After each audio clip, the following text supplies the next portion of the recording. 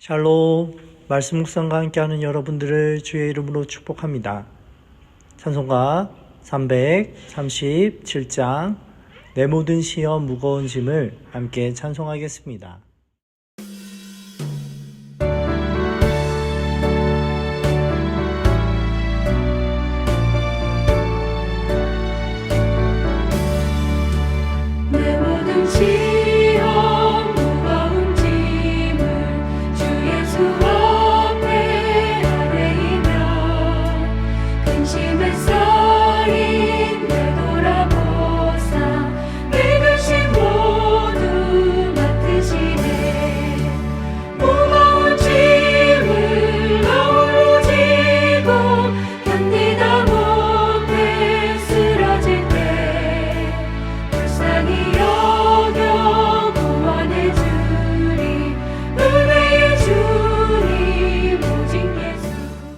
오늘 우리에게 주시는 하나님의 말씀은 이사야 18장 1절로 7절의 말씀입니다. 하나님의 말씀을 제가 봉독하겠습니다.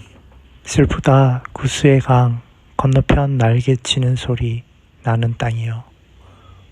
갈대 배를 물에 띄우고 그 사자를 수로로 보내며 이르기를 민첩한 사절들아 너희는 강들이 흘러 나누인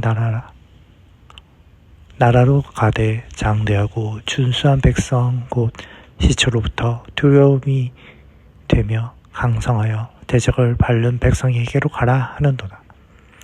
세상의 모든 거민 지상에 사는 너희여 산들 위에 기치를 세우거든 너희는 보고 나팔을 불거든 너희는 들을지어다.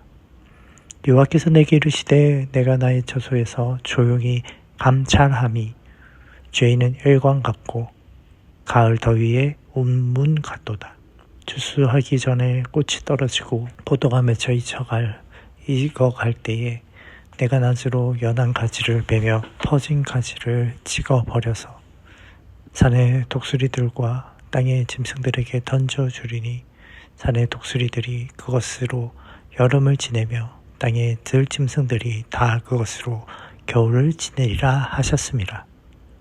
그때의 강들이 흘러 나누인 나라에 장대하고 준수한 백성 곧 시초부터 두려움이 되며 강성하여 대적을 밟는 백성이 만군의 여호와께 드릴 예물을 가지고 만군의 여호와의 이름을 두신 곳 시온산에 이르리라. 아멘. 저는 오늘 이사야 18장 본문으로 조용히 일하시는 열방의 하나님이라는 제목으로 말씀 나누고 싶습니다. 여러분, 하나님이 아무 일을 하시지 않는 것처럼 느껴질 때가 있으시죠? 오늘 이사야 18장은 겉으로는 조용하신 하나님이 실제로 열방을 다스리고 계시다라는 사실을 말씀하고 있습니다. 그리고 결국에 모든 민족이 하나님께 예배하는 날이 온다는 소망을 선포하십니다. 하나님이 침묵하는 것처럼 보여도 하나님은 조용히 정확하게 하나님의 구속의 계획을 이루시는 주권자이십니다. 오늘 말씀을 통해 하나님이 아무 일도 하지 않는 것처럼 느껴질 때 무엇을 믿어야 할까요? 첫째로 인간의 계획은 무너짐을 믿어야 합니다. 하나님을 의지하지 않는 인간의 계획은 반드시 무너집니다. 1절로 2절에 슬프다 구스 땅이여 라고 말씀하며 4절들이 갈대 배에 태워 강들로 보낸다 라고 말씀합니다. 구스는 강력한 민족이었고 외교 사절을 보내 아수르의 위협을 막기 위해 동맹을 시도하였습니다. 이스라엘도 이들의 도움을 기대했을 수 있죠. 하지만 하나님은 이들의 외교에 대해 슬프다 하십니다. 왜 그렇습니까? 하나님을 의지하지 않고 인간의 힘과 전력에 의지했기 때문입니다. 이사야는 여기서 경고하지요. 하나님을 배제한 정치와 외교, 모든 계획은 꽃이 피기도 전에 떨어짐을 보여줍니다. 우리는 어떠합니까? 우리도 위기를 만날 때 기도하기보다 먼저 사람을 찾고 먼저 비용을 계산하고 먼저 다른 보관과 대안을 생각할 때가 많지요. 그것은 오늘 본문의 구스와 같은 모습이 아닐까요? 사랑하는 여러분, 하나님 없는 계획은 허무합니다. 진짜 지혜는 하나님을 먼저 찾는 데서 시작합니다. 하나님이 아무 일도 하지 않는 것처럼 느껴질 때 또한 우리는 무엇을 믿어야 합니까? 둘째로 하나님은 조용히 그러나 정확하게 일하심을 믿어야 합니다. 하나님은 조용히 기다리시고 정해진 때에 정확하게 역사하십니다. 오늘 4절에 내가 내 처소에 조용히 보리니 맑은 볕에 반짝이는 일광과 같다라고 말합니다. 하나님은 소란하게 움직이는 분이 아니십니다. 마치 해가 고요하게 비추듯이, 마치 해가 적당한 때에 일어나듯이, 또한 농부가 열매 맺을 때까지 기다리듯이 하나님은 하늘 보좌에서 조용히 보시고 정확한 시간에 역사하십니다. 우리가 하나님 일하지 않는 것처럼 느껴질 때가 있습니까? 그건 우리가 성급하기 때문입니다. 하나님은 지금도 살아 역사하십니다. 다만 하나님의 정확한 시간이 있는 것입니다. 우리가 보기에 응답이 늦는 것 같지요. 세상은 나빠지는 것 같고 교회는 약해지는 것 같습니다. 그러나 그 가운데 하나님은 하나님의 뜻을 정확하게 이루고 계십니다. 그러니 조급해 하지 마십시다. 말씀을 붙들고 하나님의 때를 신뢰하며 인내하며 기다리십시다. 마지막으로 하나님이 아무것도 하지 않는 것처럼 느껴질 때에 우리는 열방이 결국 하나님께 돌아옴을 믿어야 할 것입니다. 하나님은 열방도 구속하시고 모든 민족이 하나님께 예배될 것이기 때문입니다. 오늘 7절 말씀에 그때에 예물을 드리러 오리라 말씀하고 있습니다.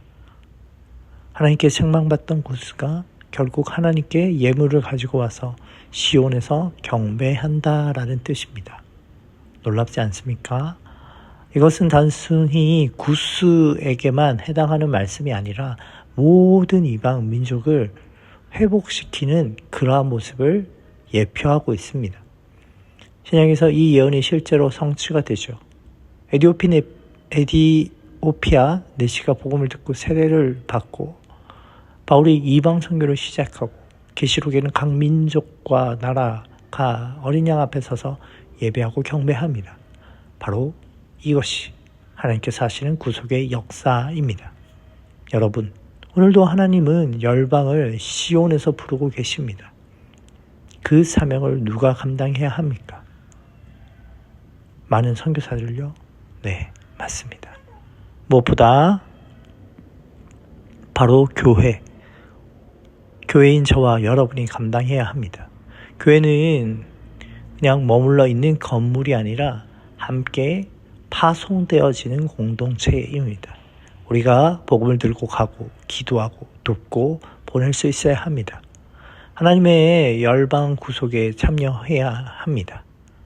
예수님은 교회를 세우시기시라는 명령 전에 우리 가운데에 마지막 지상 대명령으로 복음을 증거하라 말씀하셨습니다.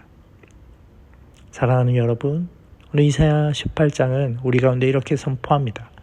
하나님 없이 세운 계획은 무너짐을, 하나님은 침묵 중에 정확히 일하고 계심을, 하나님은 열방을 회복시키시고 모두를 예배자로 부르심을 말씀합니다. 그러니 눈에 보이는 현실보다 하나님의 섭리와 약속을 신뢰하시기 바랍니다. 오늘도 말씀을 붙들고 조용히 일하시는 하나님을 의지하며 열방을 향한 하나님의 마음에 우리도 동참하는 하루, 동참하는 교회가 되시길 주님의 이름으로 축원합니다.